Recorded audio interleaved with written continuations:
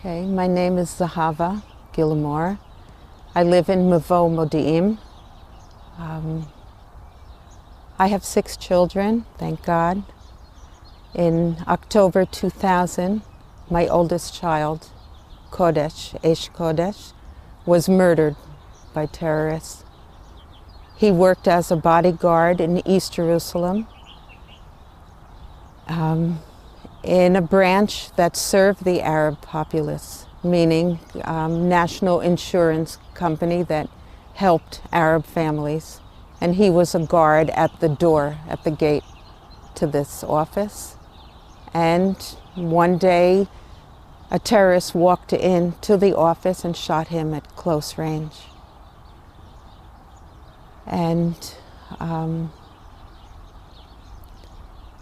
that day, I was home and I got a phone call from a daughter-in-law, not Kodesh's wife, another daughter-in-law, who said to me she heard on the news that there's been an attack at the office where Kodesh works. She doesn't know if he was involved or not, but she's worried that maybe. And I should run over to my daughter-in-law in Baal's house to help her, to be with her. And in Baal, and my husband went to Jerusalem to the hospital to be with him. And I stayed back because I felt like I'll go later. Kodesh needs his wife to be close to him. And I was listening to the news and I stayed with their baby, Talia, who was 1.5 years at the time.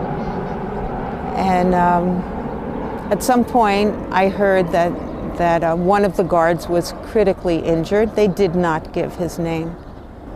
And I thought, maybe I better get myself to the hospital because I'll miss my opportunity. If this is what's happening, I might miss my opportunity to say goodbye.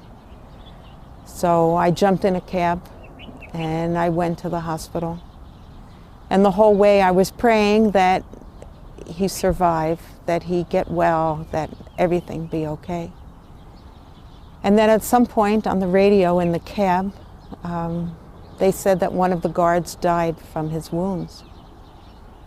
And then I said to myself, I don't know how to pray right now because I don't want to pray that the other person died. If I pray that Kodesh is the one that's alive, it's as though I'm hoping the other person is the one that died. And I don't want to do that. So I just hope that whoever was still alive, that he would heal.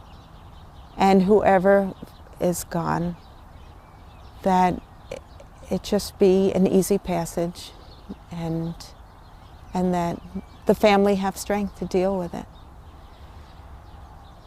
And then when I got to the hospital, I saw Inbal, Kodesh's wife, on a bed just screaming.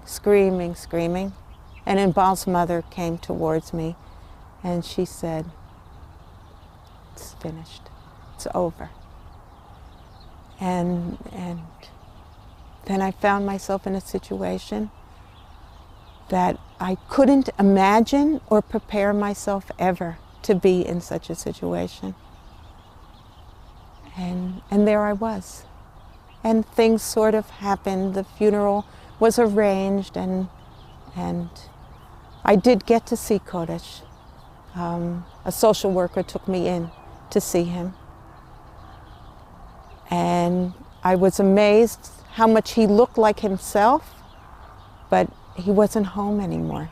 There was a different quality to his being. We've chosen to love each other and to stay close.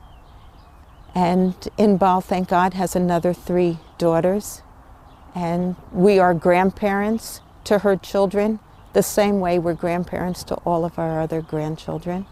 And we interact, speak on the phone often, and we meet together in a coffee shop to just share, talk. We share holidays together, we share Shabbat together. Sometimes they come to our house. Sometimes we go and we stay at their house also. And we feel that in this way, by staying close together, we honor Kodesh in the best way. And the honest truth is, at Kodesh's funeral, I promised him that I would take care of Inbal, that I would love her and care for her and care for Talia. And also Inbal feels the same way, that by keeping close, by sharing together, by keeping an open heart, loving, positive relationship, we're bringing the most honor to Kodesh that we can.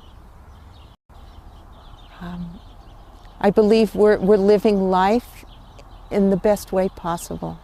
That a terrible story happened to us, but we choose not to be depressed and to be angry, even though those emotions are definitely there at different times. But we try not to give that the focus, but to focus on how we can deal with our story and make the story a wonderful story, even though it's tragic at the same time. And I believe that way we bring honor to Kodesh, we bring honor to ourselves, we bring honor to life, to God, by living like this. The situation is very complex, and there's real people on both sides of the situation. And there is good and there was bad. And just to look at the situation and try to see it from a place of heart, without criticism, without saying the Israelis are occupying and causing harm and doing bad.